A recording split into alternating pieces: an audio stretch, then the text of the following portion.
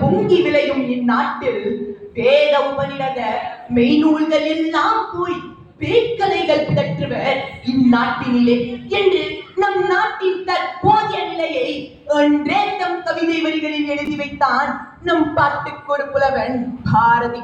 இந்த நாட்டின் படித்த சமுதாயத்திற்கும் சிந்தனையாளர் கோஷ்டிற்கும் ஒரு வியாதி உண்டு. என்னவென்றால் எந்த விஷயமானாலும் சரி அது அயல் நாட்டினர் சொன்னால் தான் நம்புவாங்க. குறிப்பா மேற்கத்திய நாட்டினர் சொல்வதுதான் இவர்களது செவியில் விடும். சுதந்திரம் அடைந்து 76 ஆண்டுகள் கழித்த பிறகும் இதே அவல நிலை தொடர்கின்றது. இந்த நிலையை மாற்ற வேண்டும். பாரதத்தின் பழம் பெருமையை உலகிற்கு உணர்த்த வேண்டும். அதற்காக அறிஞர் பெருமக்கள் பலர் அறிந்து ஆராய்ந்து கூறுவதற்கு முன்பே நம் பாரதத்தில் நிலவிய பண்டைய அறிவை நம் முன் காட்சிப்படுத்த வருகின்றனர் நம் பள்ளி மாணவர்கள்.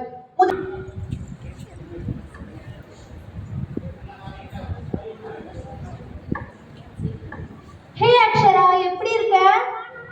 நீ எப்படி இருக்க? நானும் ரொம்ப நல்லா இருக்கேன். நேத்து வீக்கெண்ட் எப்படி போச்சு? நேத்து வீக்கெண்ட் சூப்பரா போச்சு. நேத்து நான் ஒரு படம் பார்த்திருந்தேன். அந்த படம் தான் சூப்பரா இருந்தது. அப்படி என்ன படம் பார்த்த? Ant Man and the Wasp. ஓ, ஹாலிவுட் படமா? அப்படி என்ன இருக்கு அதுல? அதுல ஆண்ட்மேன் கேரக்டர் தான் ஹைலைட்டே. அந்த ஆண்ட்மேன் ஆண்டோட சைஸ் கூட உருமாறி சாகசங்கள் பண்ணுவாரு. இதெல்லாம் அப்பவே நம்ம ஹனுமன் பண்ணியிருக்காரு. அப்படியா? நீ படத்துல பார்த்ததெல்லாம் வெறும் கிராபிக்ஸ் மட்டும் தான். ஆனா நம்ம இதிகாசத்துல இதெல்லாம் உண்மையிலேயே நடந்திருக்கு. உண்மையாவா சொல்ற? அது எப்படி? சித்திகள் மொத்தம் 8 இருக்கு. அனிமா, மகிமா, கரிமா, லகிமா, பிரபதி, பிரகானியா, இஸ்திவா, வஸ்திவா. இந்த 8 வகையான சித்திகளையும் சீதாதேவி ஹனுமனுக்காக வரமா தருவார். அனுமன் சீதாதேவியை தேடி இலங்கைக்கு வரும்போது அசுரர்கள்கிட்ட இருந்து மாட்டிக்காம இருக்கிறதுக்காக இந்த அனிமா சித்தியை பயன்படுத்தி தன்னுடைய உடலை சிறியதாக்கி சீதாதேவியை போய் சந்திப்பார். இந்த அனிமா சித்தி உடலை சிறியதாக்குவதற்கு மட்டும் பயன்படுத்தப்படல, தன்னடக்க நுட்பத்தின் பிரதிபலிப்புக்கும் பயன்படுத்தலாம். ஓ, இதுதான் அனிமா சித்தியா? இது இவ்வளோ விஷயம் இருக்கா? அப்ப ஹனுமானால மட்டும்தான் இதெல்லாம் பண்ண முடியுமா? நமக்கு அந்த சக்தியெல்லாம் இருந்தா எப்படி இருக்கும்? நமக்குள்ளயும் எல்லா சக்தியும் தான் இருக்கு. நம்ம அதை எப்படி வெளியில கொண்டு வரணும் அப்படின்னா மனசை ஒருநிலைப்படுத்துறது மூலமாவும் சரியான தியான பயிற்சி மூலமாவும் நம்மளால அந்த சக்திகள் எல்லாம் அடைய முடியும். இப்போ உங்களுக்கு எல்லாருக்கும் புரிஞ்சிருக்கும். இன்னைக்கு நானும் சிவாவும் பையோட வேலையை பத்தி உங்க எல்லாருக்கும் ஒரு சின்ன கான்வர்சேஷன் மூலமா சொல்ல போறேன். சரி சிவா, ரிபப்ளிக் டேக்கு என்ன ஸ்பெஷல்? ரிபப்ளிக் டேக்கு கொடி தான் ஸ்பெஷல். கரெக்டா சொன்னேன். கொடியில என்னென்ன இருக்கு? கொடியில ட்ரை கலர்ஸும் அசோகா சக்கராவும் இருக்கு. அசோகா சக்கரம் என்ன ஷேப்பு? சர்க்கிள் ஷேப்பா? அதை வச்சு உனக்கு பையோட வேல்யூ என்னன்னு சொல்லி தரட்டுமா? நீங்க சொல்லித்தா பாப்போம். அதுக்கெல்லாம் முன்னாடி பையன் யாரு கண்டுபிடிச்சாருன்னு தெரியுமா? ஓ, தெரியுமே, நம்ம ஆரியபட்டா தான். அவர் கிபி 400ல இருந்து 500 வரைக்கும் வாழ்ந்தாரு. கரெக்டா சொன்னேன். ஆனா அவருக்கு முன்னாடியே நம்ம தமிழ்நாட்டுல வாழ்ந்த ஒரு பழங்கால புலவரை பத்தி தெரியுமா? தெரியாதே. அவர் யாருப்பா? அவர் தான் காக்கை பாடினியார். அப்படியா? ஆமா, அவர் BC 150ல வாழ்ந்தாரு. நான் தானே சொல்லிட்டேன். அவர் தான் காக்கை பாடகர் பிசி 150ல வாழ்ந்தாரு. அவரு பையோடைய வேல்யூவை தந்த பாட்டு மூலமாவே மக்களுக்கு எல்லாருக்கும் தெரிவிச்சிருக்காரு. பாட்டா? அது என்ன பாட்டு? வட்டத்தரை கொண்டு விட்டத்தை தாக்கி சட்டன தோன்றும் குழி, இதுதான் அது. இதுதானா அது?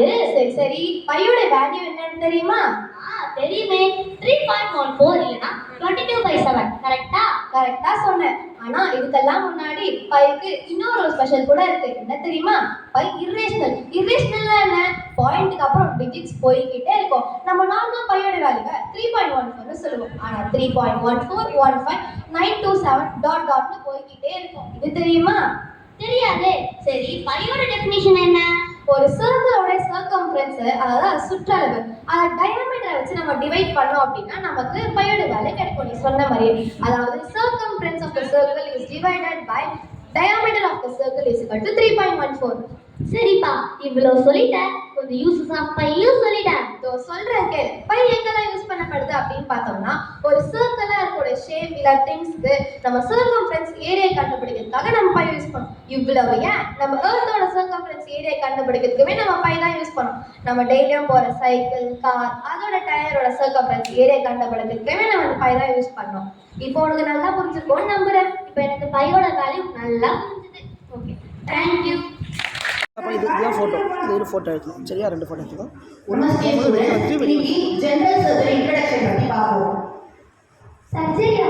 அப்படின்னா என்ன சார்? சர்ஜரின்றது ஒரு மெடிக்கல் ப்ரொசீஜர். நம்ம ஹியூமன் பாடிஸ்ல இருக்க ஆர்கன்ஸ்ல ஏதாச்சும் டிசீஸ் இல்ல வேற ஏதாச்சும் டேமேஜ் ஆச்சுன்னா அதுல இருக்க டிஷ்யூஸை கட் பண்ணி அதை ஆல்டர் பண்ற ஒரு ப்ராசஸ் பேர் தான் சர்ஜரி.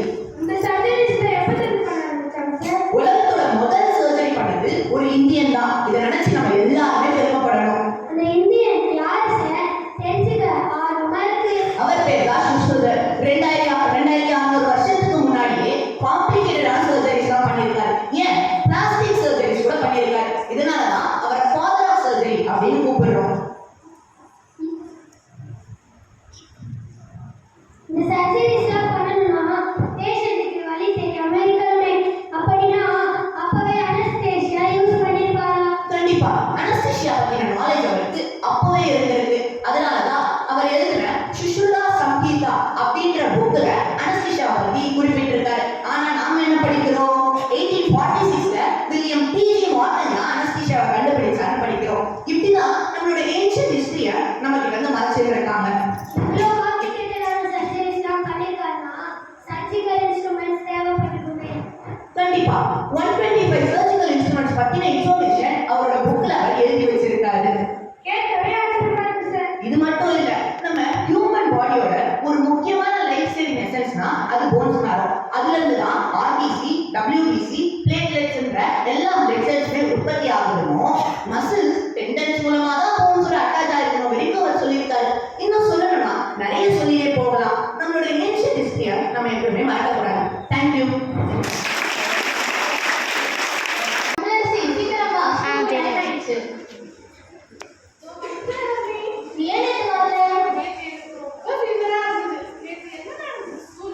நேற்று ஃபுல்லா ஜாலியா தான் இருந்தோம். ஆனுவல் டே பிராக்டிஸ் ஸ்டார்ட் பண்ணிட்டாங்க. இந்த வருஷம் எந்த தீம்ல பண்றாங்க? இந்த முறை தசாவதாரம் தீம்ல தான் பண்ண போறோம். தசாவதாரம்னா விஷ்ணுவோட 10 அவதாரம் தானே? ஆமா, மச்சம், கூர்மம், வராகம், நரசிம்மம், பரசுராமர், ராமர், பலராமர், கிருஷ்ணர், கல்கி போன்ற 10 அவதாரத்துல இருந்து தான் ஹியூமன் எப்படி எவல்யூஷன் ஆனா நம்ம தெரிஞ்சுக்கிறோம். அக்கா, மச்சம் கூர்மம் அப்படின்னா என்னதுக்கா? மச்சம்னா மீன் அவதாரம், தண்ணில மட்டும் வாழக்கூடிய உயிரினம். கூர்மம்னா ஆமையோட அவதாரம், தண்ணிலையும் வாழும் நிலத்திலையும் வாழும். வராகம்னா பன்றியோட அவதாரம், நிலத்துல மட்டும் வாழக்கூடிய உயிரினம். இந்த மாதிரினா உயிரினங்களோட பரிணாமம் தண்ணியில இருந்து எப்படி நிலத்துக்கு வருது நம்ம தெரிஞ்சுக்கிறோம். ஓ அப்படியா, எனக்கு புரிஞ்சிச்சு. அப்படியா? ஆனா போன வாரம் சயின்ஸ் கிளாஸ்ல ஹியூமன் எவல்யூஷன் லெசன்ல சார்லஸ் டார்வின் என்ன கண்டுபிடிச்சாருன்னு சொன்னாங்க. சரி, எந்த வருஷத்துல கண்டுபிடிச்சாரு? 1859ல தானே? ஆமா, சிங்கிள் செல்லுலர் ஆர்கானிசம் எப்படி மல்டி செல்லுலர் ஆர்கானிசமா டெவலப் ஆச்சுன்னு சார்லஸ் டார்வின் 160 இயர்ஸ்க்கு முன்னாடி சொல்லியிருக்காரு. ஆனா தசாவதாரத்தை பற்றிய குறிப்பு வேதவியாசர் விஷ்ணு புராணத்துல 4000 வருஷத்துக்கு முன்னாடி சொல்லியிருக்காங்க. அப்போ இதுதான் நம்ம வரலாறா? இவ்வளவு நாளா நம்ம தப்பா படிச்சுட்டு இருக்கோம்.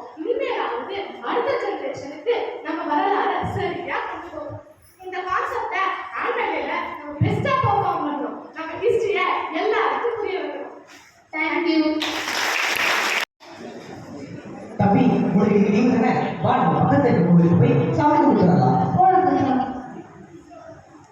தாத்தா. ஃபர்ஸ்ட் நம்ம சாமி கும்பிடுறதுக்கு முன்னாடி நம்ம அந்த குளத்துல போய் கால் எடுத்துட்டு வரணும்.